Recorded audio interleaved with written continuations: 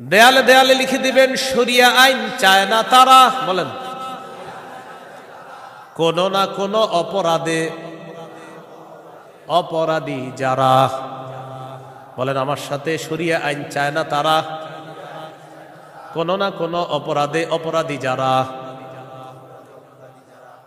চোর শরিয়া আইন চাইবে না, হাত কাটা যাবে।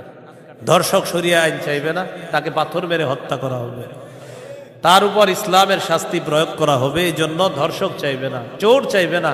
আমাদের দেশে যদি আসলে শরিয়া আইন চালু হয়, বিগত দিনের শুধু চুরির বিচার করতে করতে সুপ্রিম কোর্ট হাইকোর্টের বিচারপতিরা ক্লান্ত হয়ে যাবে। শুধু চুরির বিচার হলে, কিসের বিচার? এটা 2 নাম্বার দোয়া করবেন। 3 নাম্বার দোয়া, বলেন আল্লাহ আমাদের দেশে এমন একজন শাসক দিয়ে দেন, যেই শাসক মৌলিক 4টি কাজ করবে।